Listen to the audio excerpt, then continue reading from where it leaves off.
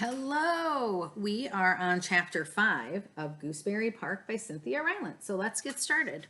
Chapter 5, Time. Kona, Gwendolyn whispered into the darkness, it's begun. The dog lifted his large brown head from his bed in the corner of the living room. Listen, said Gwendolyn. Kona held himself quite still and listened.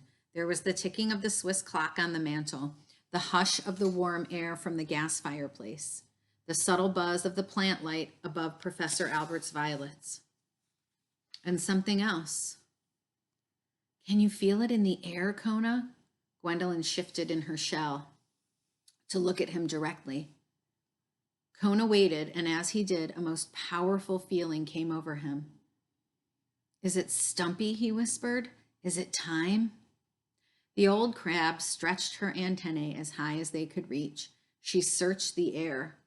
I believe it is time, she said with conviction. Oh, Kona jumped up. Oh! He went to the picture window and looked out toward the tops of the trees in Gooseberry Park. I wish I could be there, he said. He rested his front paws on the windowsill. Kona, dear, said Gwendolyn, you are a most remarkable dog. But I am sorry to say, not so remarkable as to be able to climb a tree and assist a squirrel having babies. I wish I were, Kona said with a sigh. I wish I were that remarkable. She'll be fine, dear, Gwendolyn said reassuringly, fully believing this herself. She's a plucky one.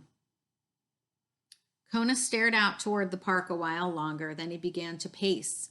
He went from the living room to the dining room, turned right at the sideboard to the study, circled the study, then paced back to the living room exactly the way he'd come. He longed for a good bone to chew, but he'd left his best one in the backyard. He plopped down on the floor and began chewing the leg of the coffee table. Kona! Yelled Gwendolyn.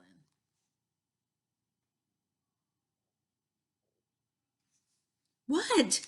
The dog jumped up so fast that he banged his nose on the table. Thanks, Gwendolyn. I forgot where I was. I don't think there's much damage. The old crab shook her head.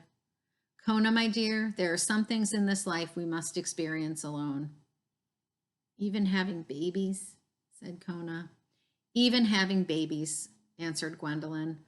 Why, when I had my children. Gwendolyn, you had children? Kona's eyes were wide with surprise.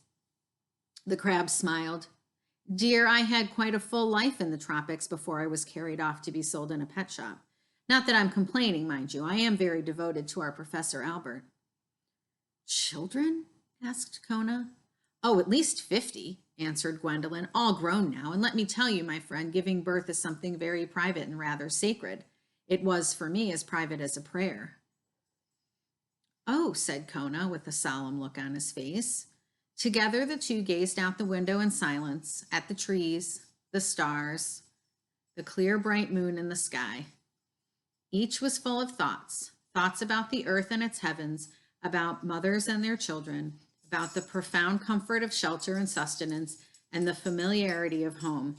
And both sent forth their best, their strongest, their most sustaining thoughts to a little red squirrel who at that moment was happily nursing 2 baby boys and 1 baby girl in the good green fragrance of a pin oak tree. And that is the end of chapter 5. But I have a friend who's visiting me, and it is my friend Daisy. So Daisy's visiting today. And I'm so lucky that I get to spend some time with Daisy. So I hope you have a great day and you get to do something fun, and I will see you another time.